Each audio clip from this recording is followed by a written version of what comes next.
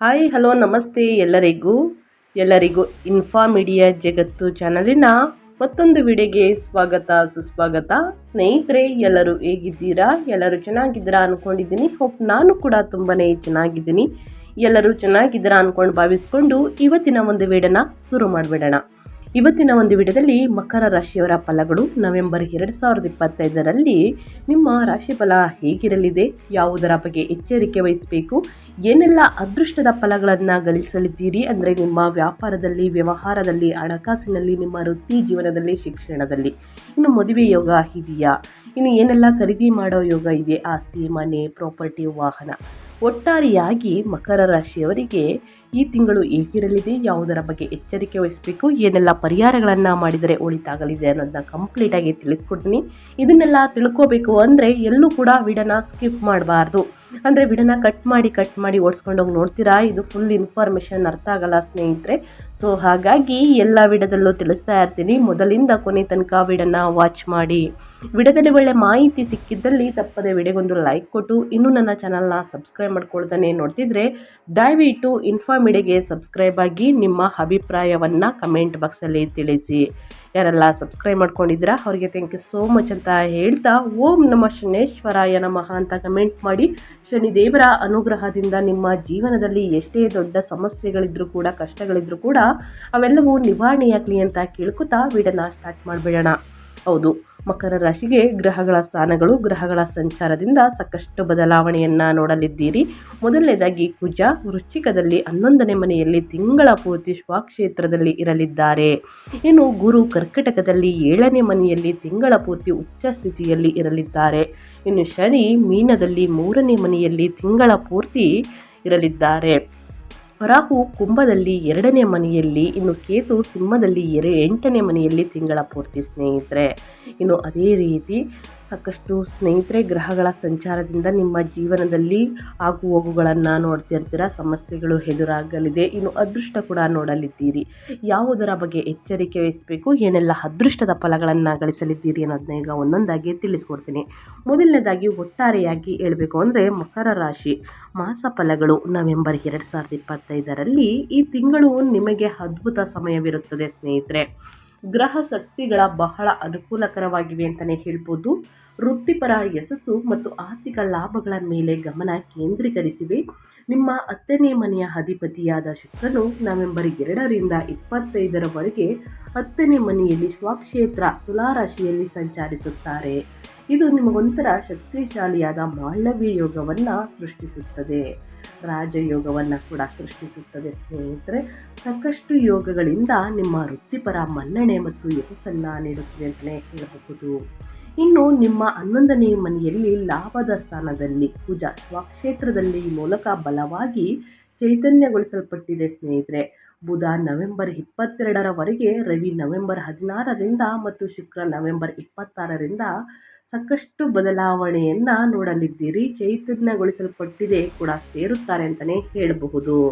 ಒಟ್ಟಾರೆಯಾಗಿ ಹೇಳಬೇಕು ಅಂದರೆ ಇದಕ್ಕೆ ಹೆಚ್ಚುವರಿಯಾಗಿ ನಿಮ್ಮ 7ನೇ ಮನೆಯಲ್ಲಿ ಗುರು ಉಚ್ಚ ಸ್ಥಿತಿಯಲ್ಲಿರುವಂತಹ ಗುರು ನಿಮ್ಮ 11ನೇ ಮನೆಯನ್ನು, 1ನೇ ಮನೆಯನ್ನು, ಲಗ್ನ ಮತ್ತು 3ನೇ ಮನೆಯನ್ನು ನೋಡುತ್ತಿದ್ದಾರೆ.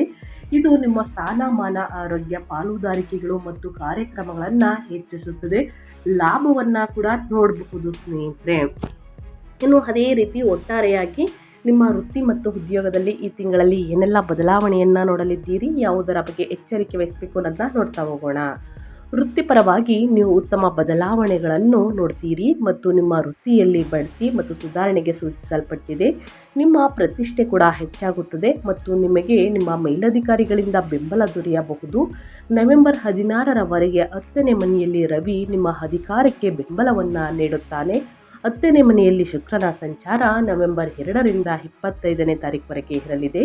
ನಿಮ್ಮ ವೃತ್ತಿಪರ ಪ್ರತಿಷ್ಠೆಗೆ ಸ್ನೇಹಿತರೆ ಮತ್ತು ಗುರಿಗಳನ್ನು ಸಾಧಿಸಲು ಅದ್ಭುತವಾಗಿರುತ್ತದೆ ಅಂತಲೇ ಹೇಳಬಹುದು. ಹೊಸ ಉದ್ಯೋಗಕ್ಕಾಗಿ ಅಥವಾ ಉದ್ಯೋಗದಲ್ಲಿ ಬದಲಾವಣೆಗಳಿಗಾಗಿ ಪ್ರಯತ್ನಿಸುತ್ತಿರುವವರು ಈ ತಿಂಗಳಲ್ಲಿ ಬಯಸಿದ ಫಲಿತಾಂಶವನ್ನು ಪಡೆಯುತ್ತಾರೆ. ನೀವು ನಿಮ್ಮ ಕ್ಷೇತ್ರದಲ್ಲಿ ಪ್ರಶಂಸೆ ಮತ್ತು ಮನ್ನಣೆ ಪಡೆಯುತ್ತೀರಿ. ನವೆಂಬರ್ 23ರಿಂದ ನಿಮ್ಮ 10ನೇ ಮನೆಯಲ್ಲಿ ಬುಧ ವಕ್ರನಾದಾಗ ಸಂಭಾಷಣೆಯೊಂದಿಗೆ ಆದಷ್ಟು ಜಾಗರೂಕರಾಗಿರಿ ಸ್ನೇಹಿತರೆ. ಯಾರೊಂದಿಗಾದರೂ ಮಾತನಾಡಬೇಕಾದ್ರೆ ಬಹಳಷ್ಟು ಎಚ್ಚರಿಕೆ ವಹಿಸುವುದು ಉತ್ತಮ. ಇನ್ನು ನಿಮ್ಮ ಆರ್ಥಿಕತೆ ಹೇಗಿರಲಿದೆ, ಹಣಕಾಸಿನ ಬಗ್ಗೆ ಹೇಳೋದಾದರೆ ಈ ತಿಂಗಳು ಹೇಗಿರಲಿದೆ, ಯಾವುದರ ಬಗ್ಗೆ ಎಚ್ಚರಿಕೆ ವಹಿಸಬೇಕು ಮಕರ ರಾಶಿಯವರು ಅನ್ನೋದನ್ನ ನೋಡೋದಾದರೆ, ಆರ್ಥಿಕವಾಗಿ ನಿಮಗೆ ಅದ್ಭುತ ಸಮಯ ಅಂತಲೇ ಹೇಳ್ಬೋದು. ಅತ್ಯಂತ ಬಲವಾಗಿರುವ 11ನೇ ಮನೆಗೆ ಧನ್ಯವಾದಗಳು ಅಂತಲೇ ಹೇಳಬಹುದು.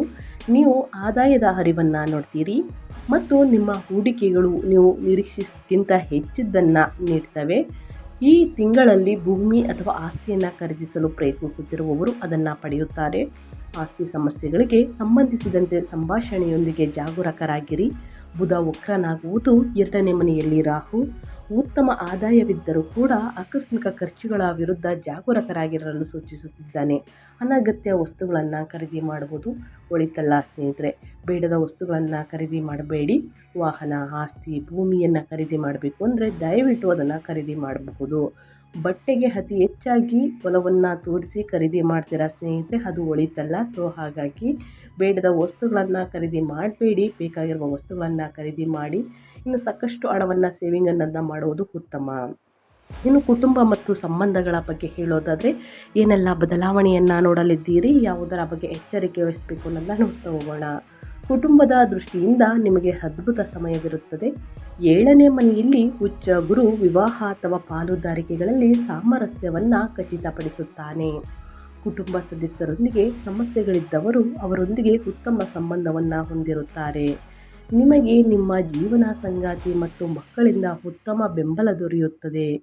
ನೀವು ನಿಮ್ಮ ಕುಟುಂಬ ಸದಸ್ಯರೊಂದಿಗೆ ವಿಹಾರಕ್ಕೆ ಸಹ ಹೋಗಬಹುದು. 3ನೇ ಮನೆಯಲ್ಲಿ ಶನಿ ಒಡ ಹುಟ್ಟಿದವರೊಂದಿಗೆ ಸಂಬಂಧಗಳಿಗೆ ಉತ್ತಮವಾಗಿದೆ ಸ್ನೇಹಿತರೆ. ಸೊ ಹಾಗಾಗಿ ಯಾವುದೇ ವಿಚಾರ ಬಂದರೂ ಸ್ನೇಹಿತ ಕೂತು ಮಾತನಾಡಿ ಬಗೆಹರಿಸಿದರೆ ನಿಮ್ಮ ಕುಟುಂಬದಲ್ಲಿ ಯಾವುದೇ ಬಿರುಕು ಅನ್ನೋ ಸಮಸ್ಯೆ ಮೂಡುವುದಿಲ್ಲ.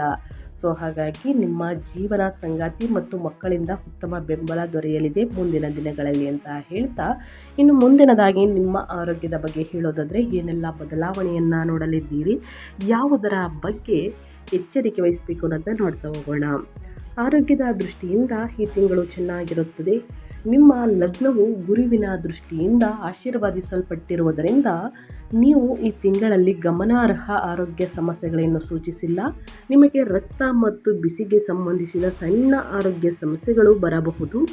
11ನೇ ಮನೆಯಲ್ಲಿ ಕುಜ ಮತ್ತು ರವಿ ಇರುವುದರಿಂದ ಶುಕ್ರನು 11ನೇ ಮನೆಗೆ ಬದಲಾದಾಗ ನಿಮ್ಮಲ್ಲಿ ಕೆಲವರು ಚರ್ಮ ಮತ್ತು ಮೂತ್ರಪಿಂಡಗಳಿಗೆ ಸಂಬಂಧಿಸಿದ ಸಣ್ಣ ಸಮಸ್ಯೆಗಳಿಂದ ಬಳಲಬಹುದು. ಜಂಕ್ ಫುಡ್ ತೆಗೆದುಕೊಳ್ಳುವುದನ್ನು ಆದಷ್ಟು ತಪ್ಪಿಸಿ. ಹೊರಗಿನ ತಿಂಡಿ ತಿನಿಸುಗಳನ್ನು, ಎಣ್ಣೆಯಲ್ಲಿ ಕರಿದಂತಹ ತಿಂಡಿ ತಿನಿಸುಗಳನ್ನು ತಿನ್ನುವುದರಿಂದ ನಿಮ್ಮ ಆರೋಗ್ಯ ಹಾಳಾಗಲಿದೆ ಸ್ನೇಹಿತರೆ. ಮತ್ತು ಸರಿಯಾದ ವಿಶ್ರಾಂತಿಯನ್ನು ತೆಗೆದುಕೊಳ್ಳಿ. ಒತ್ತಡವನ್ನು ಕಡಿಮೆ ಮಾಡಿ. ಪ್ರತಿದಿನ ಯೋಗ ಧ್ಯಾನವನ್ನು ಮಾಡಿ, ಮೆಡಿಟೇಷನನ್ನು ಮಾಡಿ. ಇನ್ನು ವಾಹನವನ್ನು ಚಾಲನೆ ಮಾಡಬೇಕಾದ್ರೆ ಬಹಳಷ್ಟು ಎಚ್ಚರಿಕೆಯಿಂದ ಚಾಲನೆ ಮಾಡಿ. ಸಣ್ಣ ಪುಟ್ಟ ಅಪಘಾತಗಳು ಆಗುವ ಚಾನ್ಸಸ್ ಇರುತ್ತದೆ. ಸೊ ಹಾಗಾಗಿ ತಡರಾತ್ರಿಯಲ್ಲಿ ಬರುವುದನ್ನು ಕಡಿಮೆ ಮಾಡಿ. ವಾಹನವನ್ನು ಚಾಲನೆ ಮಾಡಬೇಕಾದ್ರೆ ನಿಧಾನವಾಗಿ ಚಾಲನೆ ಮಾಡುವುದು ಉತ್ತಮ. ಇನ್ನು ಅದೇ ರೀತಿ ವ್ಯಾಪಾರದ ಬಗ್ಗೆ ಹೇಳೋದಾದರೆ, ಸ್ವಯಂ ಉದ್ಯೋಗ ಮತ್ತು ಪಾಲುದಾರಿಕೆಗಳ ಬಗ್ಗೆ ಹೇಳೋದಾದರೆ ಏನೆಲ್ಲ ಬದಲಾವಣೆಯನ್ನು ನೋಡಲಿದ್ದೀರಿ, ಯಾವುದರ ಬಗ್ಗೆ ಎಚ್ಚರಿಕೆ ವಹಿಸಬೇಕು ಅನ್ನೋದಾದರೆ, ವ್ಯಾಪಾರದಲ್ಲಿ ಇರುವವರಿಗೆ ಉತ್ತಮ ಲಾಭವಿರುತ್ತದೆ ಮಕರ ರಾಶಿಯವರಿಗೆ. ಮತ್ತು ಹೊಸ ವ್ಯಾಪಾರವನ್ನು ಪ್ರಾರಂಭಿಸಲು ಅಥವಾ ಅದರಲ್ಲಿ ಹಣವನ್ನು ಹೂಡಿಕೆ ಮಾಡಲು ಇದು ಒಂಥರ ಅದ್ಭುತ ತಿಂಗಳು ಅಂತಲೇ ಹೇಳಬಹುದು. 7ನೇ ಮನೆಯಲ್ಲಿ ಗುರು ಇರುವುದರಿಂದ ಪಾಲುದಾರಿಕೆಗಳು ಬಹಳ ಅನುಕೂಲಕರವಾಗಿವೆ ಸ್ನೇಹಿತರೆ. 10ನೇ ಮನೆಯಲ್ಲಿ ಬುಧ ವಕ್ರನಾದಾಗ ನವೆಂಬರ್ 23ರಿಂದ ವ್ಯಾಪಾರ ಪಾಲುದಾರರ ನಡುವೆ ಕೆಲವು ತಪ್ಪು ತಿಳುವಳಿಕೆಗಳು ಸೂಚಿಸಲ್ಪಟ್ಟಿವೆ. ಪ್ರಮುಖ ಒಪ್ಪಂದಗಳನ್ನು ಅದಕ್ಕೂ ಮೊದಲೇ ಅಂತಿಮಗೊಳಿಸಿ ಸ್ನೇಹಿತರೆ. ವ್ಯಾಪಾರ ವ್ಯವಹಾರದಲ್ಲಿ ಬಹಳಷ್ಟು ಎಚ್ಚರಿಕೆ ವಹಿಸಿ. ಸಣ್ಣ ಪುಟ್ಟ ಸಮಸ್ಯೆಗಳು ಉದ್ಭವವಾಗಲಿದೆ. ಸೊ ಹಾಗಾಗಿ ಎಚ್ಚರಿಕೆಯಿಂದ ಇರುವುದು ಉತ್ತಮ. ಇನ್ನು ವಿದ್ಯಾರ್ಥಿಗಳ ಬಗ್ಗೆ ಹೇಳೋದಾದರೆ ಏನೆಲ್ಲ ಬದಲಾವಣೆಯನ್ನು ನೋಡಲಿದ್ದೀರಿ, ಯಾವುದರ ಬಗ್ಗೆ ವಿದ್ಯಾರ್ಥಿಗಳು ಜಾಗೃತಿ ವಹಿಸಬೇಕು ಅನ್ನೋದಾದರೆ, ವಿದ್ಯಾರ್ಥಿಗಳಿಗೆ ಅದ್ಭುತ ಸಮಯವಿರುತ್ತದೆ. ನಿಮ್ಮ 5ನೇ ಮನೆಯ ಅಧಿಪತಿ ಶುಕ್ರನು ಮಾಳವ್ಯ ಯೋಗವನ್ನು ಆರೋಪಿಸುತ್ತಾನೆ. ನಿಮ್ಮ ಬುದ್ಧಿವಂತಿಕೆ ಮತ್ತು ಯಶಸ್ಸನ್ನು ಹೆಚ್ಚಿಸುತ್ತಾನೆ. ನೀವು ಬಯಸಿದ ಸಂಸ್ಥೆಗಳಲ್ಲಿ ಪ್ರವೇಶವನ್ನು ಪಡೆಯುತ್ತೀರಿ. ಮತ್ತು ವಿದೇಶದಲ್ಲಿ ಸ್ನೇಹಿತರೆ ಪ್ರವೇಶಕ್ಕಾಗಿ ಪ್ರಯತ್ನಿಸುತ್ತಿರುವವರು ತಮ್ಮ ಪ್ರವೇಶಕ್ಕೆ ಸಂಬಂಧಿಸಿದಂತೆ ಶುಭ ಸುದ್ದಿಗಳನ್ನು ಪಡೆಯುತ್ತಾರೆ. ಇನ್ನು ಅದೇ ರೀತಿ ನೀವು ನಿಮ್ಮ ಅಧ್ಯಯನದ ಮೇಲೆ ಉತ್ತಮ ಆಸಕ್ತಿಯನ್ನು ಬೆಳೆಸಿಕೊಳ್ತೀರಿ ಮತ್ತು ಮನ್ನಣೆಯನ್ನು ಪಡೆಯುತ್ತೀರಿ, ಉತ್ತಮ ಅಂಕಗಳನ್ನು ಗಳಿಸಲಿದ್ದೀರಿ. ತಂದೆ ತಾಯಿಯ ಮಾತುಗಳನ್ನು ಕೇಳುವುದು, ಗುರು ಹಿರಿಯರ ಮಾತನ್ನು ಪಾಲಿಸುವುದು ಬಹಳ ಮುಖ್ಯವಾಗುತ್ತದೆ. ಈ ರೀತಿ ಇದ್ದಲ್ಲಿ ನಿಮಗೆ ಉನ್ನತ ಫಲಿತಾಂಶ ಕಟ್ಟಿಟ್ಟ ಬುತ್ತಿ ಅಂತ ಹೇಳ್ತಾ ಇನ್ನು ಸಾಕಷ್ಟು ಬಗ್ಗೆ ತಿಳಿಸ್ಕೊಟ್ಟಾಯಿತು. ವ್ಯಾಪಾರದ ಬಗ್ಗೆ, ವ್ಯವಹಾರದ ಬಗ್ಗೆ, ಹಣಕಾಸಿನ ಬಗ್ಗೆ, ಇನ್ನು ಶಿಕ್ಷಣದ ಬಗ್ಗೆ ತಿಳಿಸ್ಕೊಟ್ಟಿದ್ದೀನಿ. ಅದಕ್ಕೆಲ್ಲ ಸಮಸ್ಯೆಗಳು ಎದುರಾದರೆ ನಿಮ್ಮ ಸಮಸ್ಯೆಗಳಿಗೆ ಅನುಗುಣವಾಗಿ ಒಂದಷ್ಟು ಪರಿಹಾರಗಳನ್ನು ತಿಳಿಸ್ಕೊಡ್ತೀನಿ. ಈ ಪರಿಹಾರಗಳನ್ನು ಫಾಲೋ ಮಾಡಿದ್ದಲ್ಲಿ ನಿಮ್ಮ ಕಷ್ಟಗಳು, ಸಮಸ್ಯೆಗಳು ಎಲ್ಲವೂ ಕೂಡ ನಿವಾರಣೆಯಾಗಲಿದೆ. ನವೆಂಬರ್ 2025 ಮಕರ ರಾಶಿಯವರಿಗೆ ಸರಳ ಪರಿಹಾರ. ಶುಕ್ರನಿಗಾಗಿ ಯೋಗಕಾರಕ. ವೃತ್ತಿ ಮತ್ತು ಆರ್ಥಿಕ ಅದೃಷ್ಟವನ್ನು ಹೆಚ್ಚಿಸಲು ಶುಕ್ರವಾರದಂದು ಲಕ್ಷ್ಮೀ ದೇವಿಯನ್ನು ಪೂಜಿಸಿ ಸ್ನೇಹಿತರೆ. ಒಳಿತಾಗಲಿದೆ. ಅಡೆತಡೆಗಳು, ಕಷ್ಟಗಳು, ಹಣಕಾಸಿನ ಸಮಸ್ಯೆಗಳು ಏನೇ ಇದ್ದರೂ ಕೂಡ ನಿವಾರಣೆಯಾಗಲಿದೆ. ಸೊ ಹಾಗಾಗಿ ಈ ಪರಿಹಾರವನ್ನು ಮಾಡಬೇಕಾಗುತ್ತದೆ. ಇನ್ನು 7ನೇ ಮನೆಯಲ್ಲಿ ಗುರುವಿಗಾಗಿ ನಿಮ್ಮ ಜೀವನ ಸಂಗಾತಿ ಮತ್ತು ಪಾಲುದಾರರನ್ನು ಮತ್ತು ಹಿರಿಯರನ್ನು ಗೌರವಿಸಿ. ಗುರುವಾರದಂದು ಹಳದಿ ಸಿಹಿ ತಿಂಡಿಗಳನ್ನು ಅಥವಾ ಪದಾರ್ಥಗಳನ್ನು ಬಡವರಿಗೆ ಮತ್ತು ನಿರ್ಗತಿಕರಿಗೆ ಅರ್ಪಿಸಿ ಸ್ನೇಹಿತರೆ. ಇದು ನಿಮ್ಮ ಜೀವನದಲ್ಲಿ ಸಾಕಷ್ಟು ಬದಲಾವಣೆಯನ್ನು ನೋಡಲಿದ್ದೀರಿ. ಇನ್ನು 11ನೇ ಮನೆಯಲ್ಲಿ ಕುಜ ಮತ್ತು ರವಿಗಾಗಿ ಸ್ನೇಹಿತರೆ, ಮಂಗಳವಾರದಂದು ಹನುಮಾನ್ ಚಾಲಿಸವನ್ನು ಓದಿ. ಲಾಭಗಳನ್ನು ಒಡ ಹುಟ್ಟಿದವರೊಂದಿಗೆ ಅಥವಾ ಸ್ನೇಹಿತರೊಂದಿಗೆ ಹಂಚಿಕೊಳ್ಳಿ ಸ್ನೇಹಿತರೆ. ಇದು ವಿದ್ಯಾರ್ಥಿಗಳಿಗೆ ಅನ್ವಯವಾಗುತ್ತದೆ. ತಪ್ಪದೆ ಪ್ರತಿ ಮಂಗಳವಾರ ಅಥವಾ ಪ್ರತಿದಿನ ಹನುಮಾನ್ ಚಾಲಿಸವನ್ನು ಓದುವುದರಿಂದ ಅಧ್ಯಯನದಲ್ಲಿ ಆಸಕ್ತಿ ಹೆಚ್ಚಾಗಲಿದೆ. ಸೊ ಹಾಗಾಗಿ ತಪ್ಪದೆ ಈ ಒಂದು ಪರಿಹಾರವನ್ನು ಮಾಡಿ. ಇನ್ನು ಮುಂದಿನದಾಗಿ 2ನೇ ಮನೆಯಲ್ಲಿ ಸ್ನೇಹಿತರೆ, ರಾಹುವಿಗಾಗಿ ಮಾತು ಮತ್ತು ಖರ್ಚುಗಳ ಬಗ್ಗೆ ಗಮನವಿರಲಿ. ಶನಿವಾರದಂದು ಕಪ್ಪು ಉದ್ದಿನ ಬೇಳೆಯನ್ನು ದಾನ ಮಾಡಿ. ಆದಷ್ಟು ಬಡವರಿಗೆ ಮತ್ತು ನಿರ್ಗತಿಕರಿಗೆ ದಾನ ಮಾಡುವುದು ಒಳಿತು. ಇನ್ನು ಬುಧ ವಕ್ರನಾಗಿರುವುದರಿಂದ ನವೆಂಬರ್ 23ರಿಂದ ವಕ್ರನಾಗಲಿದ್ದಾರೆ. ಗಣೇಶನನ್ನು ಪೂಜಿಸಿ. ಎಲ್ಲ ವೃತ್ತಿಪರ ಸಂಭಾಷಣೆಗಳು ಮತ್ತು ಒಪ್ಪಂದಗಳನ್ನು 2 ಬಾರಿ ಪರಿಶೀಲಿಸಿ. ತಪ್ಪದೆ ಈ ಪರಿಹಾರಗಳನ್ನು ಮಾಡಿ ಅಂತ ಹೇಳ್ತಾ ನಾನು ವಿಡಿಯೋನ ಎಂಡ್ ಮಾಡ್ತಾ ಇದ್ದೀನಿ.